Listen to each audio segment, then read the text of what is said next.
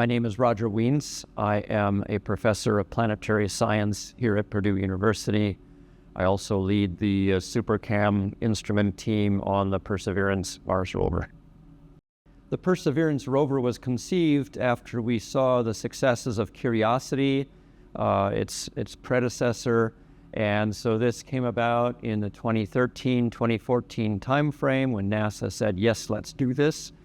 And then there was a competitive selection of instruments, and a science definition team also was convened to tell NASA what the rover should do.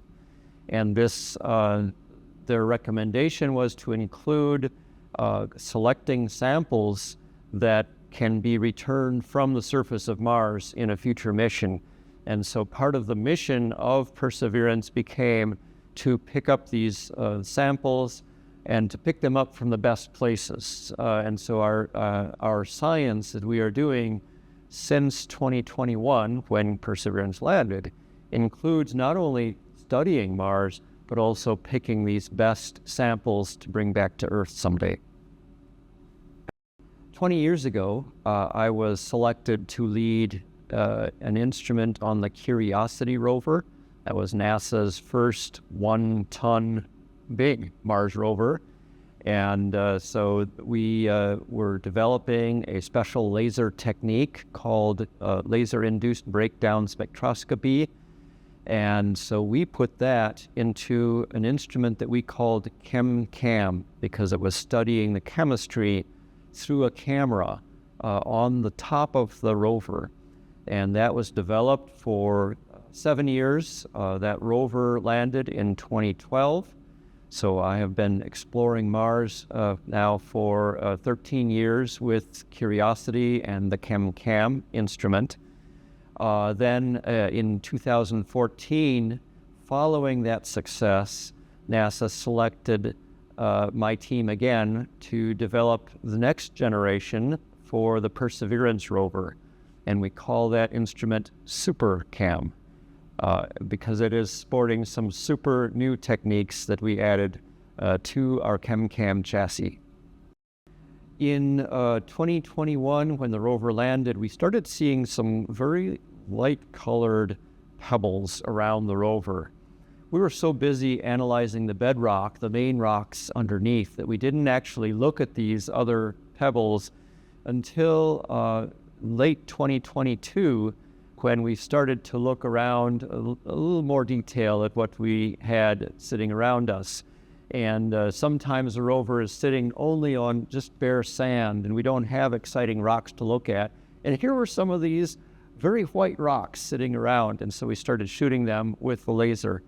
And lo and behold, we were shocked. They had a composition that was all aluminum and silicon, and this is very unusual. And so the geologists put their heads together, and we started to realize that these are very altered rocks. They have been through a lot of water on the surface of Mars. And so this is something new we had never seen before on Mars. Thought we might see it someday, and here it was. When we saw these light tone, these very white rocks, and started analyzing them, SuperCam was really the perfect instrument because we didn't have to get close enough to actually even reach out to them. The laser can shoot them from some distance away, and we have several different techniques. And so SuperCam was able to study their chemistry and their mineralogy through passive infrared vision as well. And the combination of those two was really powerful because the chemistry first told us, hey, these rocks are really different. And then when we started looking at their mineral content with the infrared vision, we started to say, oh, these are really aqueously altered rocks. And the two stories fit together really well. And we like that kind of a synergy with a single instrument. We are curious about Mars because it represents a capsule in time. A lot of what happened on Mars happened a long time ago, and the surface has not really been disturbed much since. The Earth, on the other hand, has weather. It has, and we're weathering the rocks away. It also has plate tectonics that takes the rocks back down below the surface of the Earth, and much more active volcanism.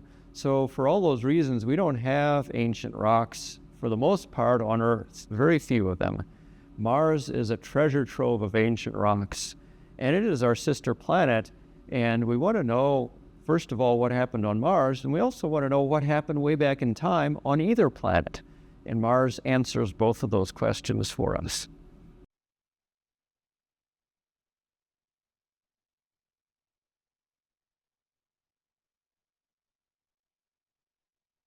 We are just outside of the rim of Jezero crater. We may start to see some of the effects of this huge impact on the terrain that we're at, 10 or 15 meters away from the rover.